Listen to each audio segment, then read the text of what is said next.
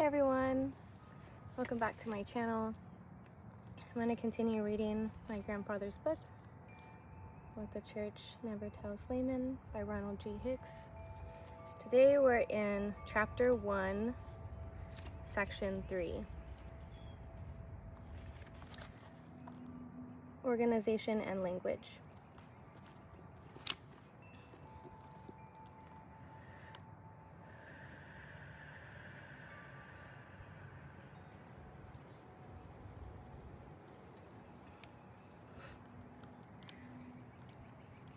The format of the Bible is taken for granted today, but it too has an interesting history. Many good Sunday morning Christians who have read the Bible all their lives may not realize that the present order and sequence of books in both the Old and New Testament is not the order in which the books were written.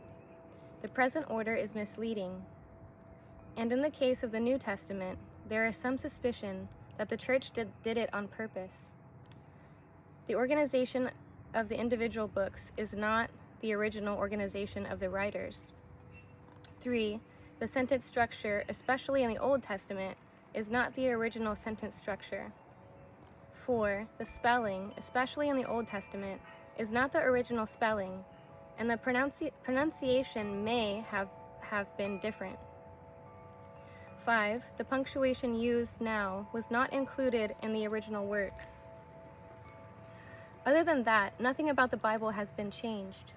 Surely some elaboration is in order. Some readers of the Bible, no doubt, assume that the physical sequence of the books is in order in which they were written.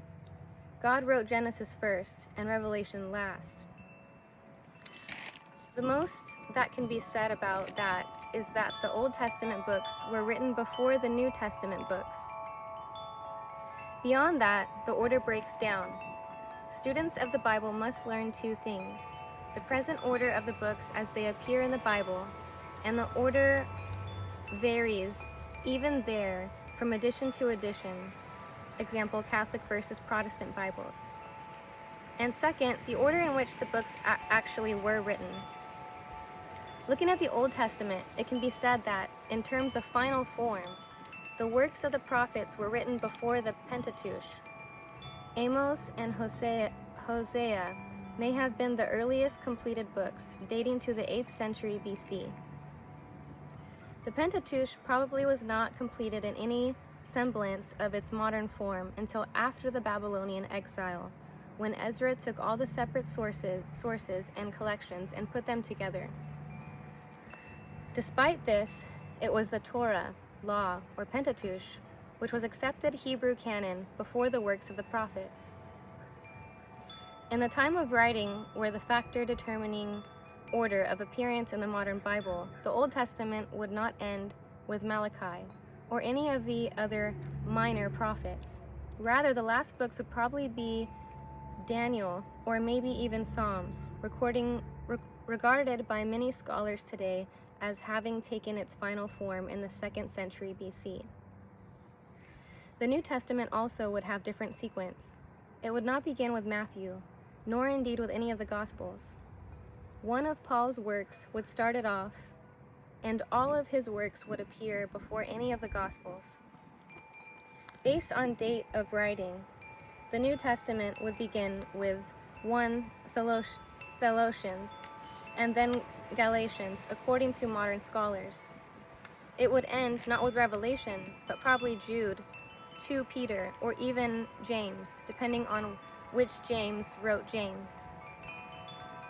Making Revelation the last book in the Bible may not be accurate chronologically, but it certainly is good for dramatic effect.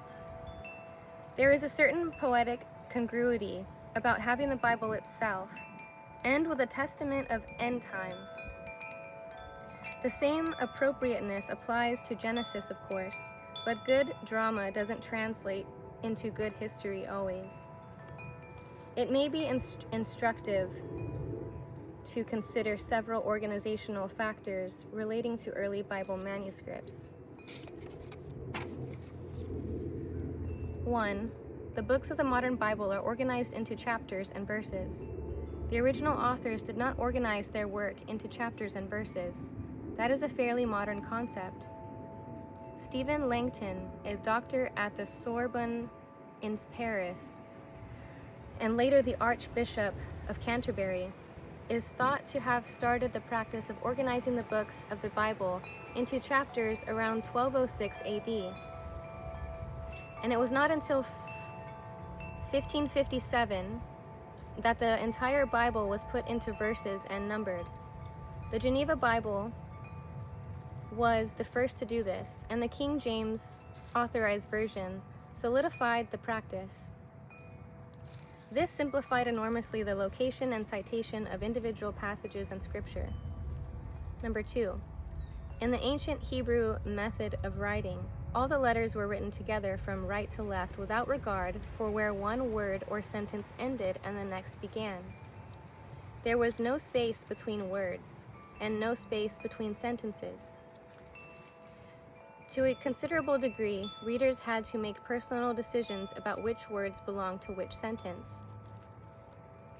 3. Ancient Hebrew writing did not use punctuation marks.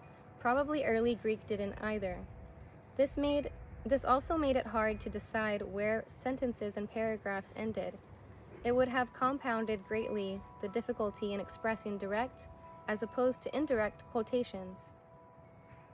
Compare A. Moses said he received the Ten Commandments from Jehovah on Mount Sinai, with B. Moses said, I received the Ten Commandments from Jehovah on Mount Sinai.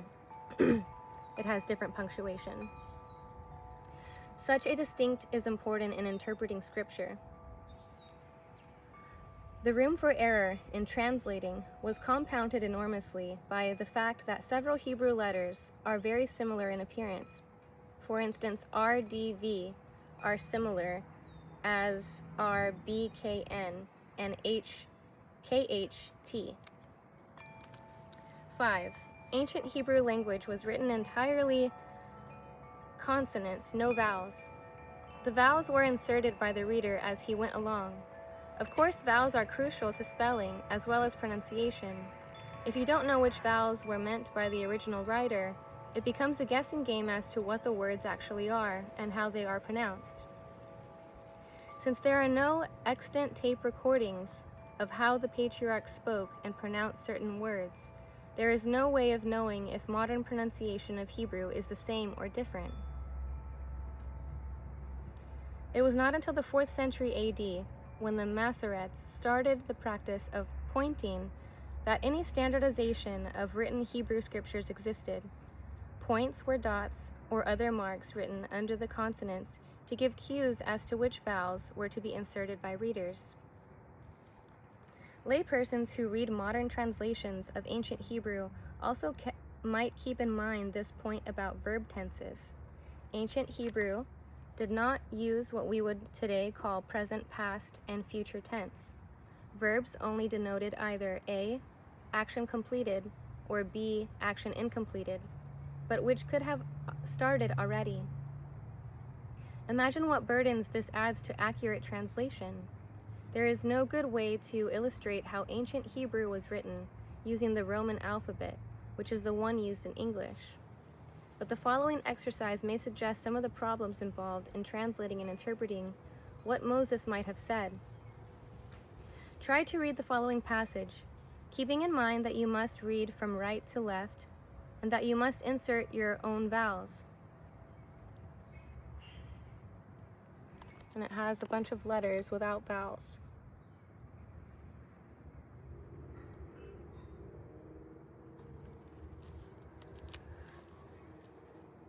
And then it says, in case you are having trouble, here is the translation of the above. I will sing unto the Lord, for he hath triumphed gloriously. Wasn't that easy? The bottom line is simply this. The Holy Bible, if there is such a thing, is the product of a long series of editorial, rhetoric decisions. These decisions are in addition to all questions of authorship of individual books and their alleged inspiration and inherent nature. These decisions, made many years later, often centuries later, determined A. What material was included in the Bible, and equally important, what was left out. B.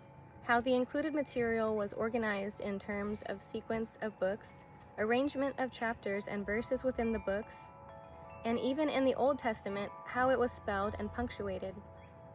These editorial decisions could have been vastly different, and the consequences would have been vastly different Bibles. How that, in turn, relates to the theological considerations and matters of doctrine is something which should give pause to any intelligent person. Section 4. General questions of authorship.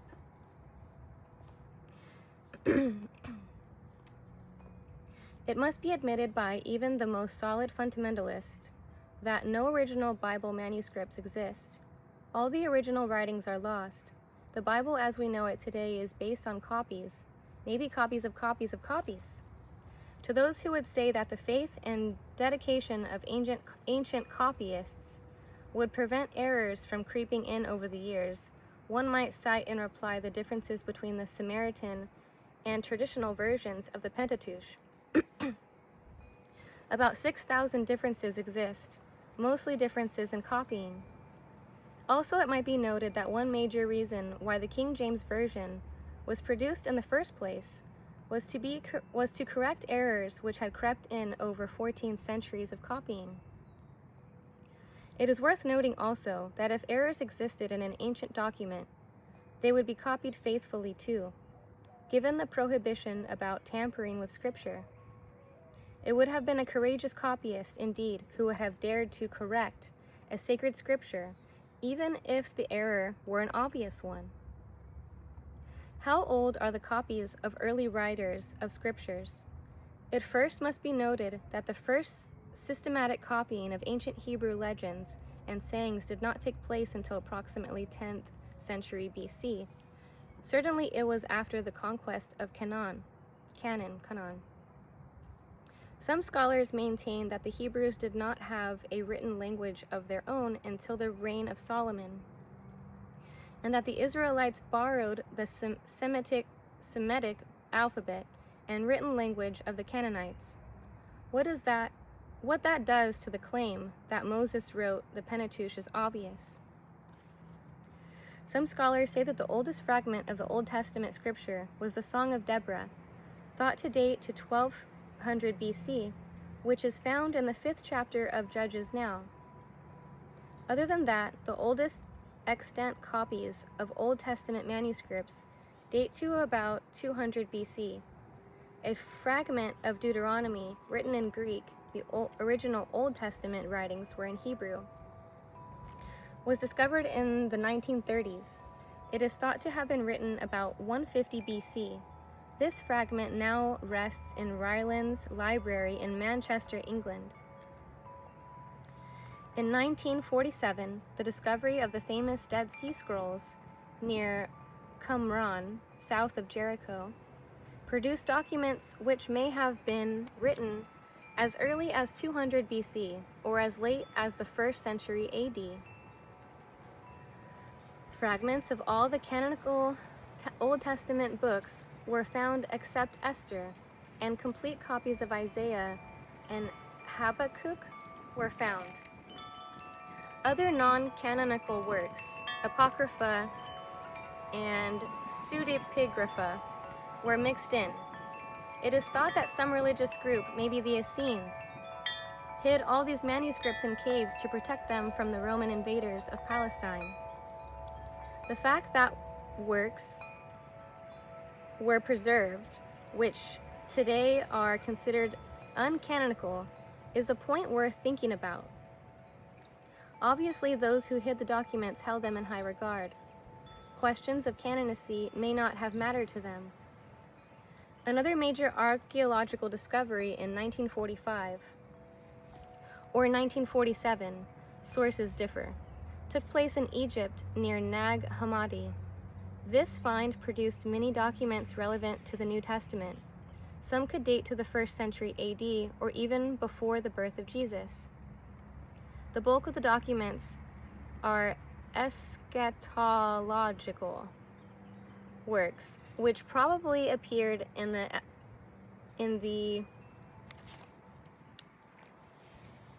intertestament period, and today are classified as apocrypha or pseudepigrapha. Some are thought to be Gnostic writings, such as the Gospel of Thomas. The oldest extant copy of a complete New Testament book is a Gospel of John, estimated to date about 170 AD. Until the Qumran and Nag Hammadi discoveries, most of the early copies of biblical manuscripts dated to the 4th century AD. Three of the most famous were the Codex Vaticanus, which now located in the Vatican Library in Rome, Codex Sinaiticus, and Codex Alexandrinus, both located now in the British Museum. All three are written in Greek. Sinaiticus has the oldest complete copy of the Old Testament known.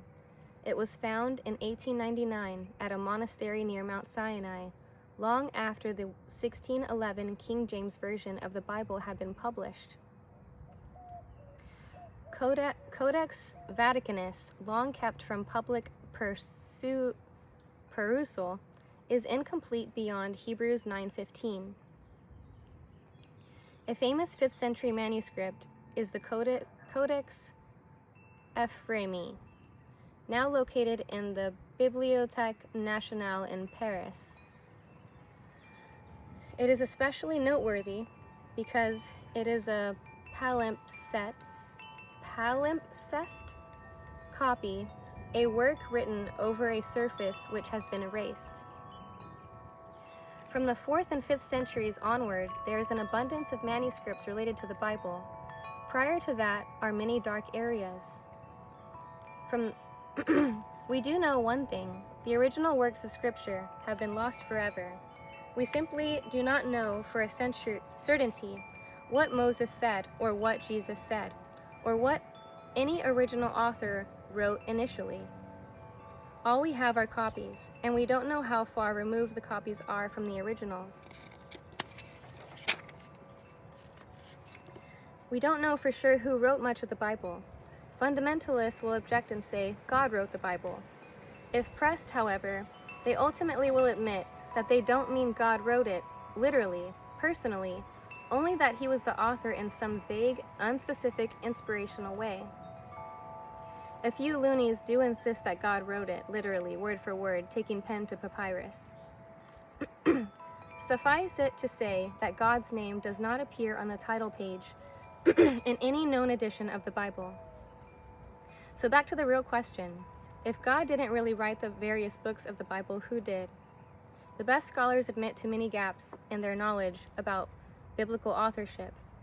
There is considerable agreement about some books, examples Romans. There is considerable disagreement about others, example Daniel. And some books remain puzzles, example 2 Peter and Jude. Modern scholarship often conflicts with tradition in this regard. Those who attend good seminaries know about the debates among scholars over biblical authorship, but such doubts seldom are expressed to laymen from the pulpit or Sunday school classroom. Keep up the solid front, folks. Don't confuse the little people. There is a strong tradition about Bible authorship which is hard to overcome because of the sheer repetition it enjoys. Everybody knows certain books were written by certain persons. Everybody knows that Moses wrote the first 5 books of the Old Testament, David wrote the book of Psalms, Solomon wrote the book of Proverbs. All the books which bear specific names were written by the persons so named. So obviously Joshua wrote Joshua,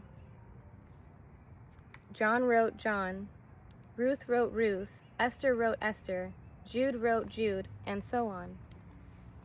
The problem with that argument is that it is incorrect in many cases. And the problem is complicated further. Even if it were true that, say, John wrote John or that James wrote James, it is not at all as to which John or which James. There were several, many in fact. John was a name which was just as popular in biblical times as it is today. But because of the custom then was not to use family names, it is hard for us today to know if it was John White or John Brown or John Green or John Blue, who wrote a certain work bearing his name. Sure, we can speculate, but we don't really know. By the way, Jesus, or Yeshua, Joshua, was also a popular name. Sometimes it is argued that a biblical work bearing the name of a specific person may not have been written by him actually, but instead was written by an admirer or student who wanted to honor him. This was a fairly common practice at the time. It would be comparable in modern times to naming a ship or bridge or monument after a favorite person. The person so honored does not actually build the ship or bridge or monument, but she does provide the inspiration for it. Such an argument has considerable merit. It could be one reason why certain books were falsely ascribed, i.e. the Apocrypha and Pseudepigrapha. It could also underlie the claim that God inspired the Bible but did not write it literally. But there are two other factors which could explain why some books were falsely ascribed. One, the desire to capitalize on the credibility of the alleged author, and two, to avoid persecution and personal danger. During the intertestament period, roughly 200 BC to 500 AD, many works were written, often of an apocalyptic nature. It is impossible to determine who wrote much of this literature, but the consensus is that there were many forgeries. Remember that many Hebrews thought that no prophet after the 450 BC was God-inspired, and Zechariah 13:3 warned in rather specific terms that, in that day, anybody who claimed to be a prophet was to be stabbed to death by his own mother and father, no less. Furthermore, Palestine during this period was under subjugation of the hated Greeks, Seleucids, and Romans. Writers who dared speak out against such authorities often paid with their lives. Given such context, then, little wonder that much was written under anonymous or fictitious names. A writer with a message, personal and self-seeking for a cause, theological and/or political, would be tempted to publish a work under a famous name, particularly if such a person already were dead. This would capitalize on the credibility of the deceased person. It would even honor him, and how could the authorities punish someone for sedition if it were already dead? And the deceased certainly could not object. That, too, was an important consideration, one which Paul used to his advantage. All this was well known at the time, and it is one reason why there was, and is, disagreement over the Apocrypha, the Pseudepigrapha, and other works of questionable authenticity. But who really knows?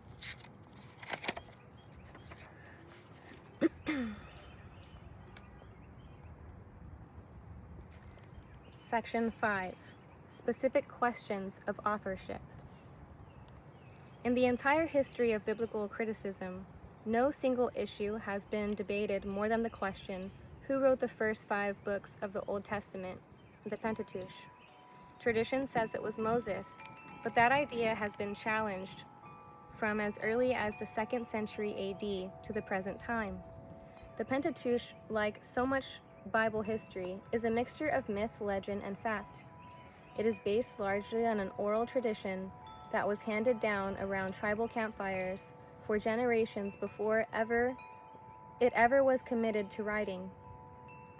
The genealogies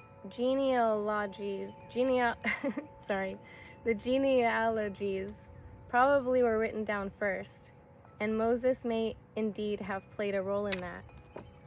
But it also is likely that the Hebrews borrowed stories and symbols and ideas from other cultures, Egyptian, Persian, Babylonian, Greek, etc., and shaped them into their own needs and purposes. There is no way of knowing how some of the early stories and anecdotes originated or who originated them. Probably most of the actual writing took place during and after the Babylonian captivity of the 6th century BC. Needless to say, this was long after Moses had died. It is thought by some scholars that the Hebrews did not have a written language until after they conquered Canaan, and maybe it was as late as the 10th century BC before they began writing things down. The Pentateuch probably took its present form around 450 BC, when Ezra did a scissor and paste job on various manuscripts which had accumulated. It would be closer to the truth to say that Ezra was more responsible for the Pentateuch than was Moses. He may have not been the author, but he was the editor, redactor, who put it all together. Richard E. Friedman, in his well-researched book, Who Wrote the Bible, presents the consensus view today about the authorship of the Pentateuch. It basically confirms the earlier views of Astruc, DeWitt, Graff, Wellhausen, and Vatke. The consensus of modern scholars is that there probably were 4 major authors responsible for the Pentateuch. Their names are unknown, but they have been identified with the pseudonyms J, E, D, and P. The J author referred to God as Yahweh, Jehovah, throughout, and is thought to have been an established priest in the southern kingdom of Judah, somewhere between 950 to 850 BC. He, or she, some say it could have been a woman, wrote in a folksy style that was kinder in references to women than were other writers. God was portrayed in the anthropomorphic terms. Example, he walked in the Garden of Eden and he spoke to Adam directly. It has been puzzling as to why there are 2 creation stories in Genesis. Chapter 1 differs from chapter 2, but the reason is there were 2 different authors. Ezra included both, but here his editing work was not as smooth as it was in other chapters. The J author's version of creation is covered in chapter 2 and 3 of Genesis. The second version, ironically, say the experts, the J version was written earlier than the version which appears in chapter 1. The E author of Genesis referred to God as Elohim throughout. He is thought to have been a priest outside the establishment, probably in the northern kingdom of Israel, somewhere around 850 to 750 BC. His style is more polished than that of J. His version of creation is the version in chapter 1. The J and E sources may have been combined sometime before the Assyrian conquest of Israel in 721 BC. The D source is thought to be responsible for Deuteronomy, the book of the law discovered in the temple in 621 BC during the reign of King Josiah in Judah. One might speculate as to how such an important document, it sparked a religious revival once it was discovered, could lie around unknown for so many years. Either the priests of the temple were stupid, careless, and incompetent, or they were very shrewd.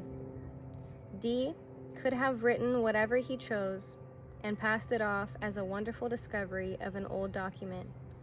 Who knows what really happened?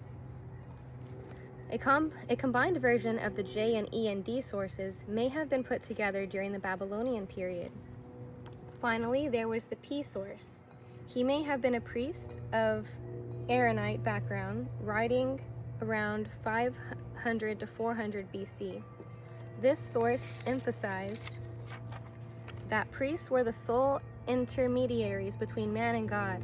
God is portrayed in less anthropomorphic and in more transcendent terms than earlier writings. 4 major authors and 1 editor were responsible for producing the Pentateuch. Moses was none of these, although he may have collected some of the material such as the genealogies. He certainly was a major character in the story, and it would be fair to say that the Pentateuch books are about Moses. They quote Moses. He is a source, but he did not write the entire Pentateuch. A final clincher is that Deuteronomy describes the death and burial of Moses. It is hard to see how Moses could have written that after he died. Friedman's book is an excellent summary of the conclusions reached by modern scholars concerning the authorship of the Pentateuch, and he concludes, "At present, there is hardly a biblical scholar in the world actively working on the problem who would claim that the 5 books of Moses were written by Moses or by any other one person." How many Christians and Jews today are aware of that consensus? Let us continue the story with the other books of the Old Testament, and let us follow the sequential order of the King James edition, starting with Joshua. Joshua, author uncertain.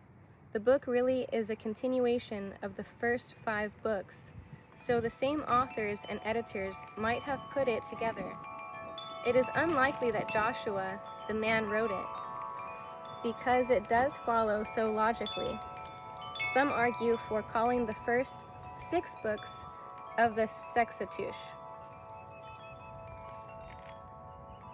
Judges, authors uncertain. Samuel may have written parts of it. Most of it was probably written in the 6th century BC. The book is a miscellaneous collection of stories. There is no consistent flow or continuity, and the stories often are unrelated, which suggests multiple authors. Ruth, author uncertain. The book probably was written after the Jews had returned from Babylon, and it most likely is fiction rather than history. Jewish tradition says Samuel wrote it. It's sprinkling. 1 and 2 Samuel and 1 and 2 Kings. These 4 books constitute a unity. Originally, they were just Samuel and Kings, but each was too long to put on a single scroll, so the scrolls were designated 1 and 2. The Catholic Bible just treats the 4 books as 1, 2, 3, and 4 Kings. The books probably were written in the 6th century BC. They represent the historical perspective of the northern kingdom of Israel. Authorship is uncertain. One body of opinion says Samuel the prophet wrote the first 24 chapters of 1 Samuel. The other parts of it and all of 2 Samuel were written by Nathan the prophet and Gad the seer. This view is consistent with 1 Chronicle 29:29. Jeremiah may have compiled 1 and 2 Kings using other records. 1 and 2 Chronicles, also Ezra and Nehemiah, probably a unit, originally like the 4 preceding books, but written from the perspective of Judah, the southern kingdom. Probably written in the 4th century BC in an attempt to reconstruct the Jewish tradition, pride, and national unity after the Babylonian captivity. Ezra could have written much of the material, as Jewish tradition says, especially Ezra and Nehemiah, but it is unlikely that Nehemiah wrote the book bearing his name. Syriac Christians later rejected Chronicles as canon. The first 9 chapters may have been a late addition to the original work. If Ezra didn't write the original, probably priests did. Esther, author unknown. Certainly not Esther. Maybe it was Mordecai. The book is fiction. This was one of the last Testament books to be written, probably around 150 BC. There is no mention of God in the entire book. Certain additions to Esther were made in the Apocrypha, but were rejected as Jewish canon. Still, it is and was a popular story of Jewish patriotism. It is read specifically for the festival of Purim. Job. Author uncertain. The oral version of this story about a good man who suffered unnecessarily may predate David, but the story probably wasn't written down until much later, maybe the 6th century BC. The book was not considered factual, but rather is a philosophical drama. Psalms, traditionally attributed to David, who probably did write some, maybe half, of the individual hymns, songs, and poems, but certainly he did not write all 150 of them. In the Young Reader's edition of the RSV, the introduction to Psalms says quite candidly, Like modern hymnals, it contains songs of many writers and from many periods of history. Let me read that again. Like modern hymnals in certain songs of many writers and from many periods of history. The book was not completed until 100 BC. The introduction adds, clearly some of the Psalms were written after David had died, after the Babylonian captivity even. Psalm 137, for example, begins by saying, by the waters of Babylon, there we sat down, yeah, and we wept when we remembered Zion. Other possible authors include Asaph and or the sons of Korah. Proverbs, traditionally attributed to Solomon, he may have written some of the Proverbs, chapters 1 to 29, according to one tradition, but certainly not all of them. More likely he collected most of them, for they represent a long tradition of wise folk sayings from Hebrew and other cultures. There is no way of knowing who wrote many of the old proverbs and adages handed down over hundreds of years. Who really said originally that a rolling stone gathers no moss? One tradition says Agur may have compiled chapter 30. Lemuel may have compiled chapter 31. Ecclesiastes and Song of Solomon. These two books plus Proverbs constitute what some call the wisdom literature of Solomon, but Ecclesiastes was written long after Solomon's death. According to most scholars, probably in the post-exile period, and maybe as late as 200 BC. The same can be said about Song of Solomon, which probably was written around 300 BC. Unless the entire work is an allegory, the latter book would seem to have little religious value. Whether it stimulated pubescent Hebrew youth of the times is arguable. It certainly is the most sensuous book in the entire book. Isaiah. This book is the work of at least 2, and maybe 3 different authors, one of whom probably was the 8th century BC prophet.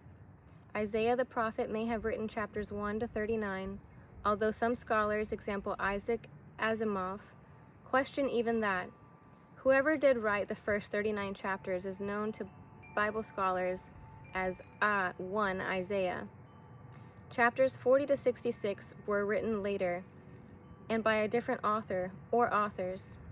Chapters 40 to 60, some scholars say 2 Isaiah or Deutero Isaiah wrote chapters 40 to 55, and 3 Isaiah or Trito Isaiah wrote chapters 56 to 66.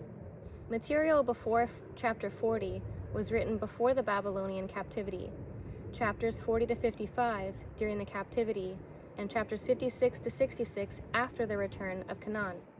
So it is argued. Interestingly, there is a Talmudic tradition which denies which Asimov that Isaiah wrote any part of the book. The Baba Bathra 15a declares that it was Hezekiah and his company who wrote Isaiah, Proverbs, the Song of Songs, and Ecclesiastes. Jeremiah may have been written directly by the prophet of the 6th century BC, but more likely was dedicated to his scribe, Baruch. Some anonymous writer later added material, and the final book was not completed until fairly late.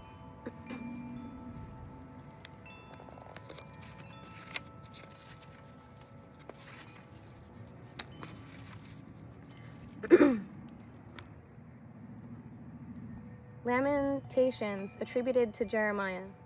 He may have written parts, but not all of it.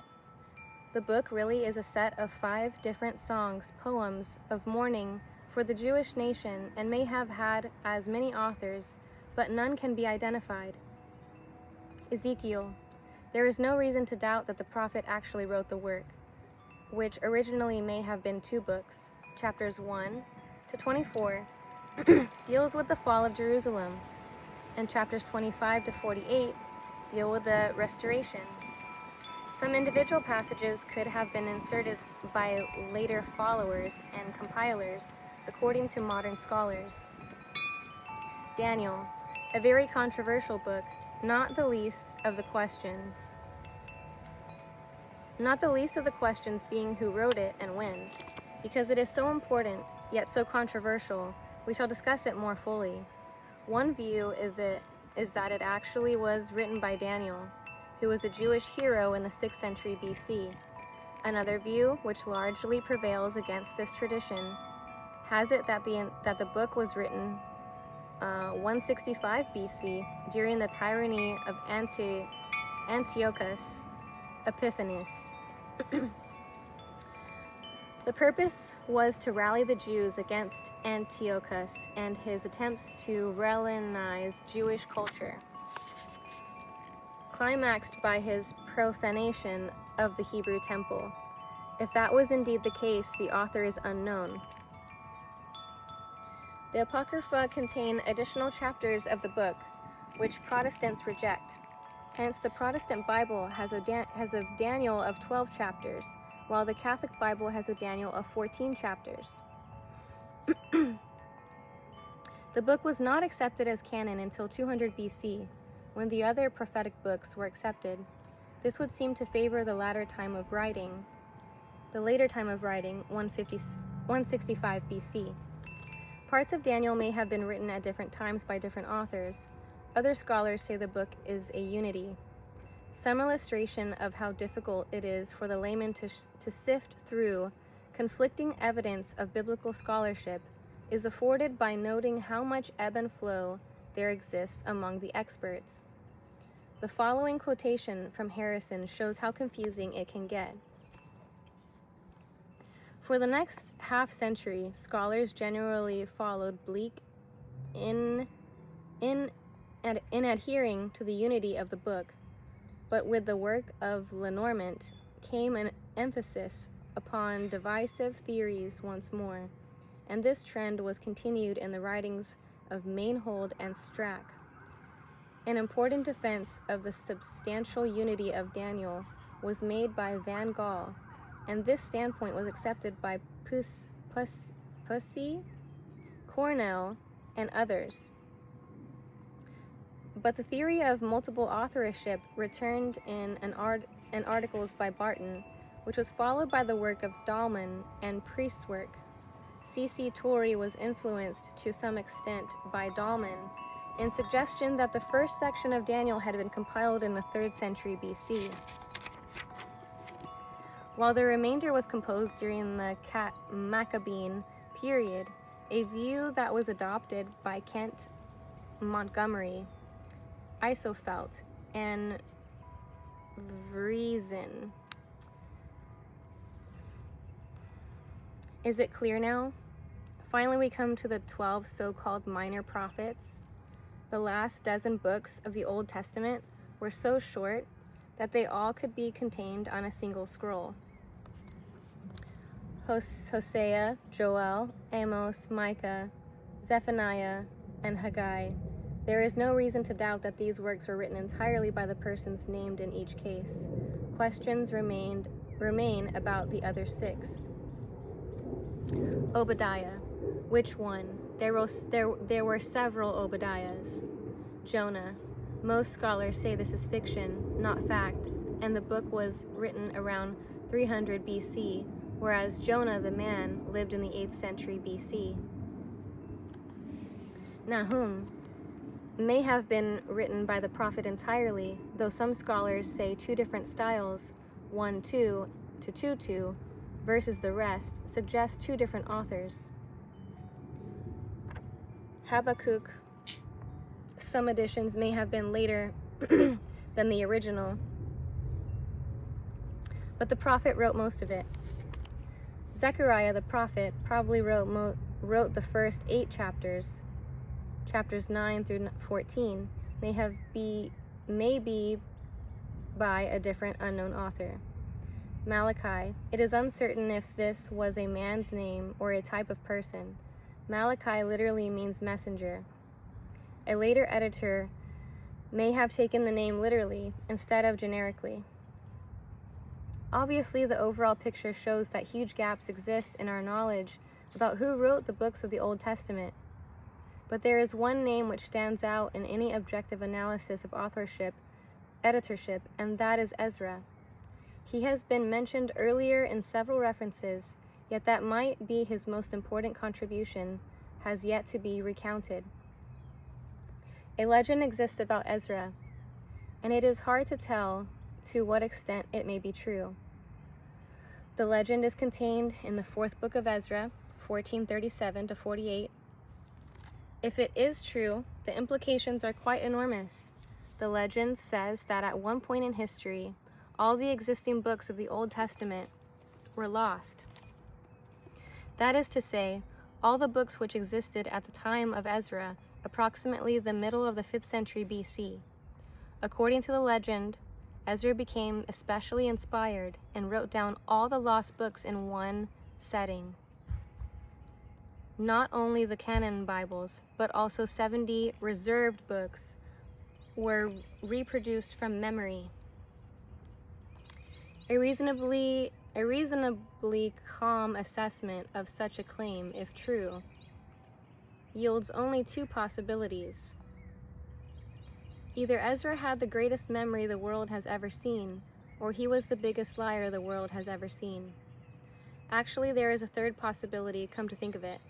He could have claimed to be divinely inspired, and using that to bolster his credibility. He could have made the whole thing up. He could have made the Holy Scriptures say what he wanted them to say. Absent the originals, who was able to make a comparison and challenge him? Once you get past the pious platitudes and generalizations and study seriously how we got our modern Bible, it is hard not to become a little cynical. Let us turn now to the New Testament, starting with the Gospels. Contrary to what many Christians believe, the Gospels were not the first New Testament books to be written. All of Paul's epistles were written before any of the canon Gospels, and there is every reason to believe his writings strongly influenced the Gospel writers. The fact that the Gospels appear in the Bible first is misleading, and there is a strong suspicion that the church leaders wanted readers to misconstrue the correct chronology of writing. It makes the story flow better, for one thing, but more importantly, it gives the impression that Paul just picked up where Jesus left off and continued the tradition. All the Gospels, including the numerous non-canonical ones, are really collections of stories, anecdotes, and testimonials. It is likely that these were collected in some manner even before any of the Gospels were written, and they provided the raw material for these and other New Testament works. Most of the stories obviously are versions which passed through several tellers.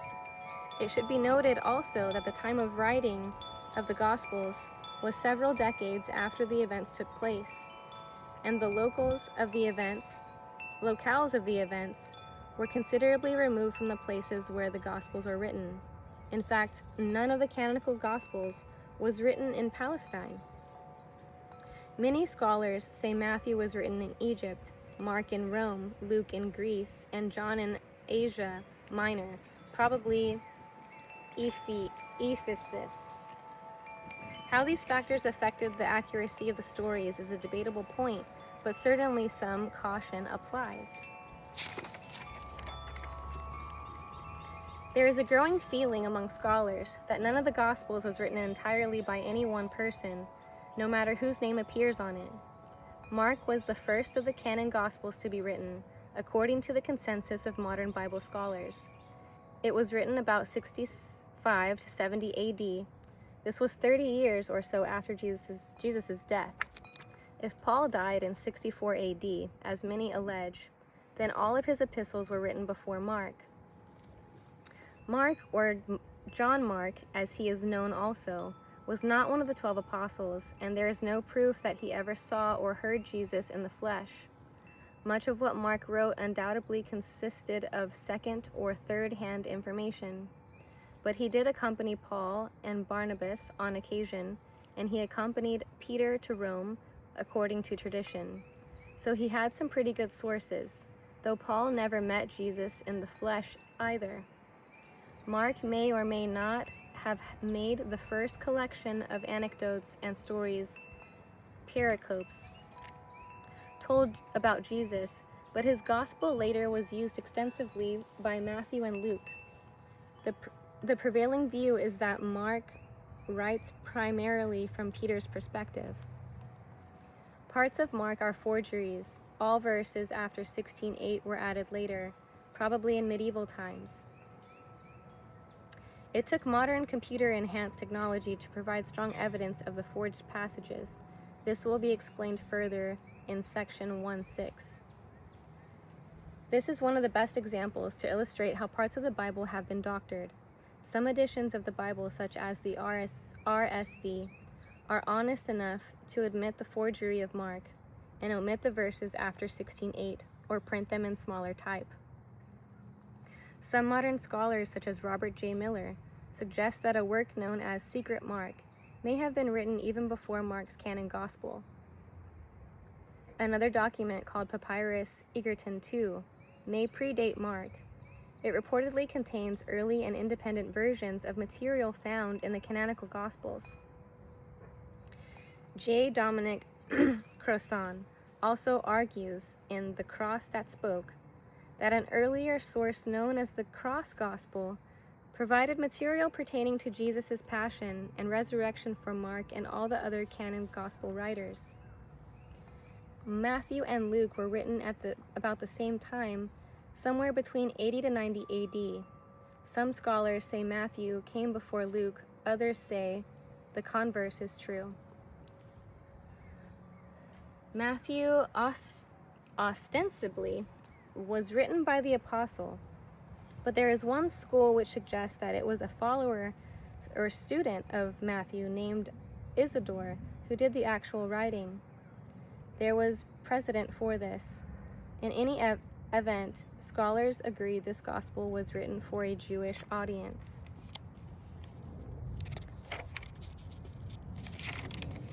In addition to Mark's earlier work, Matthew used another source, which scholars have dubbed Q, or QL.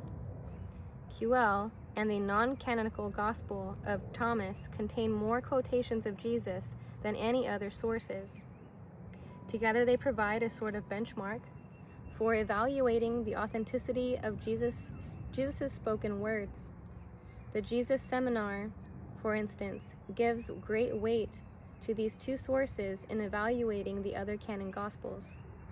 Matthew apparently had private sources, not available to any of the other Gospel writers, but these are unknown. As an apostle, Matthew would have had occasion to see and hear Jesus in the flesh, but there was much about Jesus that no Gospel writer was privy to.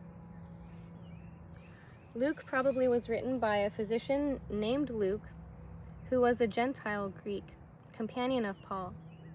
In fact, Luke may have been the only non-Jew ever to write a book accepted as canon in either the Old or New Testament, unless it is true, as some scholars assert, that it was John the Elder who wrote all or some of the books bearing the name of John.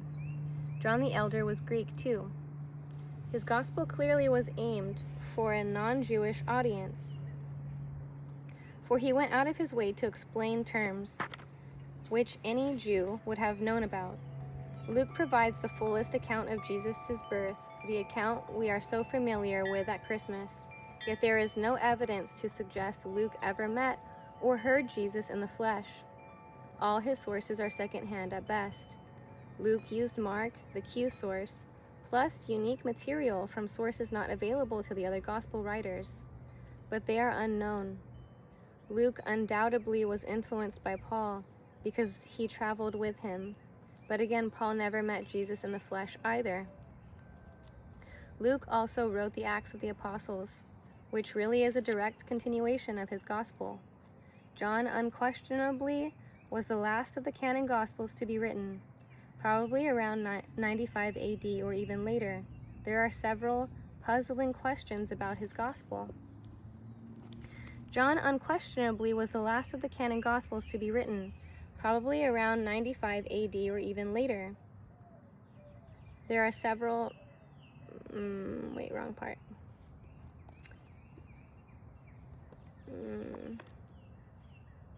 One question involves the authorship. Which John? Tradition says it was John the Apostle. Maybe, maybe not.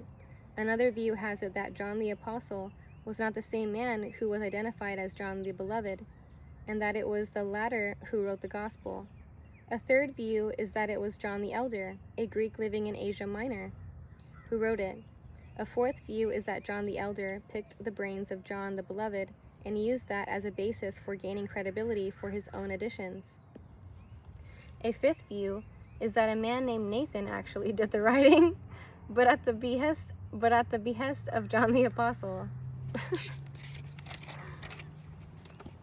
If Matthew was written by Isidore, and if it was John the Elder who wrote John, it is a distinct possibility that none of the canon Gospels were written by a person who ever saw or heard Jesus in the flesh.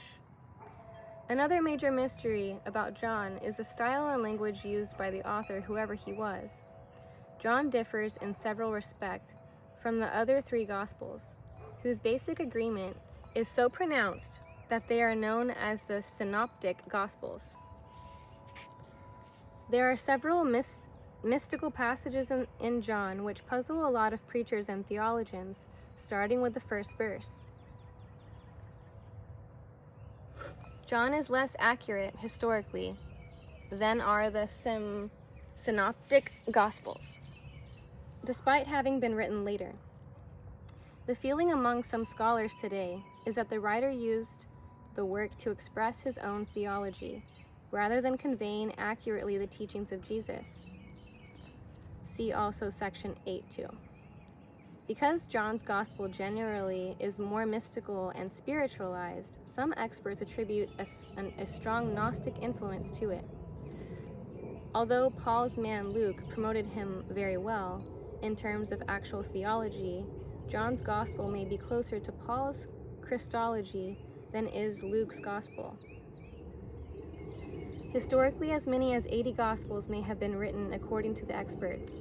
In addition to the 4 canon gospels, there were others attributed to Thomas, Mary, Peter, and Philip. Still others had such titles as the Gospel of Truth and the Gospel of the Hebrews. Many of these, no doubt, were falsely ascribed in the hope of cashing in on the credibility of popular personalities. What? You never heard of the Gospel of Thomas? Neither had many other people until the hidden library at Nag Hammadi was discovered in 1945. Somehow these early documents found in Egypt by herdsmen escaped destruction by the church in its heretic bashing efforts. Today, Thomas is well regarded by Bible scholars, and modern readers have access to it, no thanks to the church. In such collections as James N. Robertson's The Nag Hammadi Library. Suffice it to say that our picture of Jesus would be far different if some of the other Gospels had been accepted as canon, instead of the 4 who got the most votes at church councils. We will never know the whole story. Aside from the Gospels, who wrote the other books of the New Testament? There are questions in some cases. Without a doubt, Paul dominates, but not all scholars agree on some of the epistles attributed to him by tradition. There is broad agreement that he wrote Romans, 1 and 2 Corinthians, 1 and 2 Theologians, Galatians, and Philippians. Tradition says he also wrote Ephesians, Colossians, 1 and 2 Timothy, Titus, and Philemon. But all in second group have been challenged by various authorities at one time or another.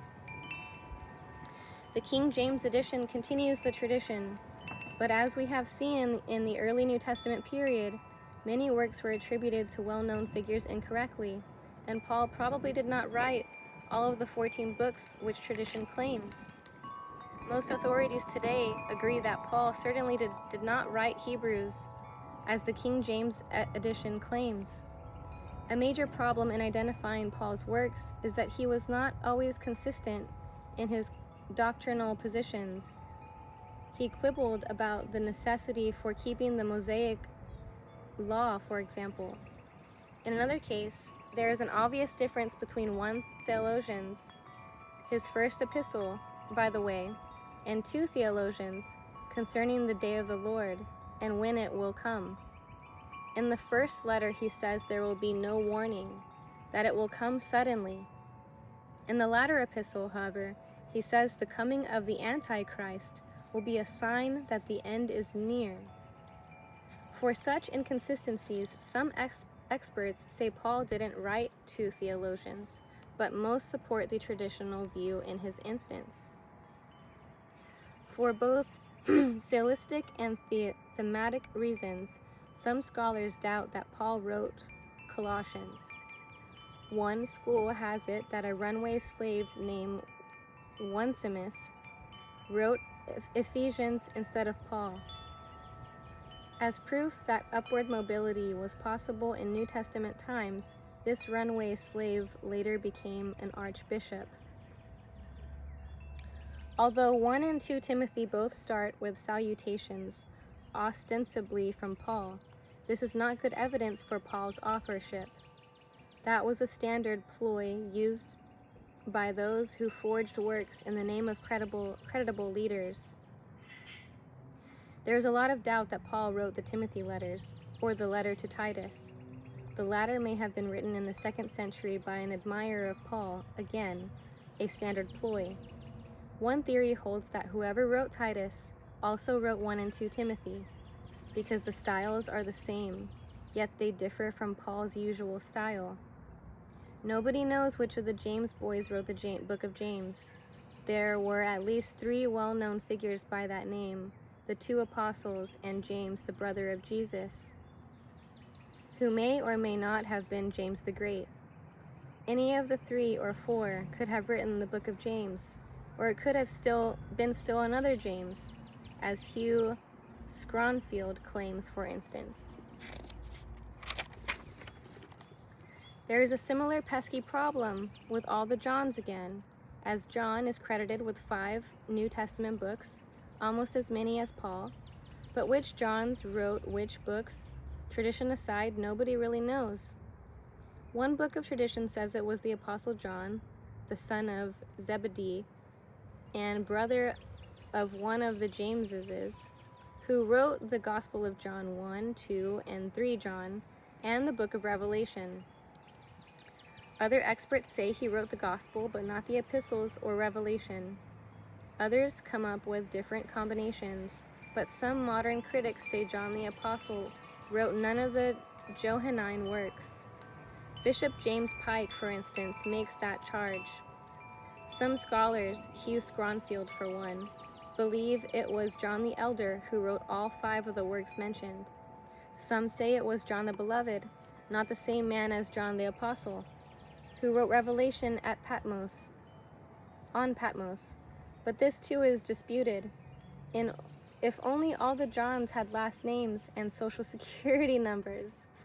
Revelation is such a key book in New Testament theology, but we don't know who wrote it, not really. As for the remaining New Testament books, 1 Peter, probably written by the Apostle, although Pike says there is doubt. It may have been written by Silvanus, Peter's scribe, secretary, Amanuensis. Amanuensis.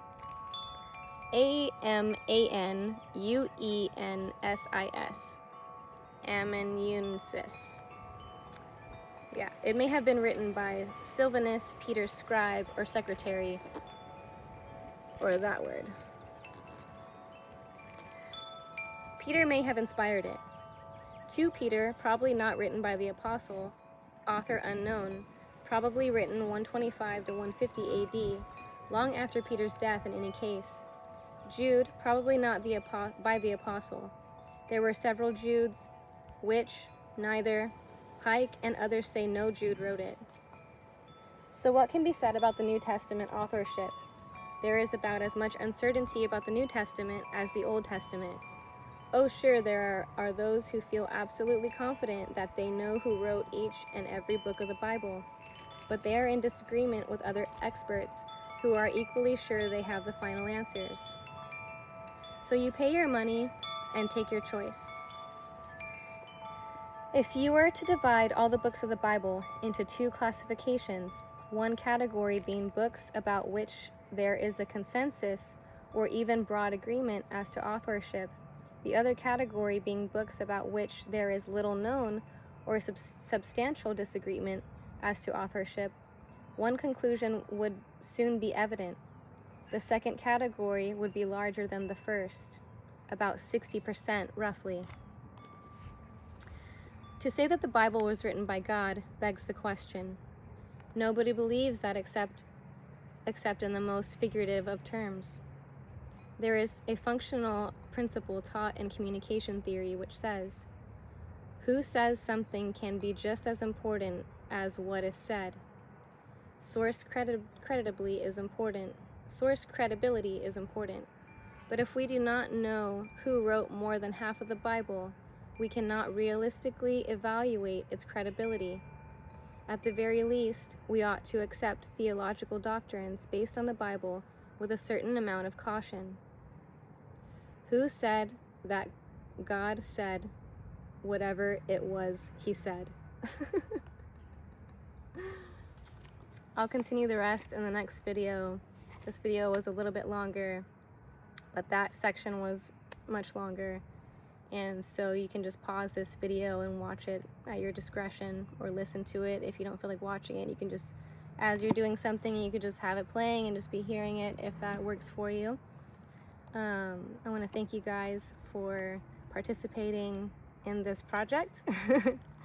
And I want to thank everyone who's been leaving comments and interacting and just sharing. I really appreciate that. I really appreciate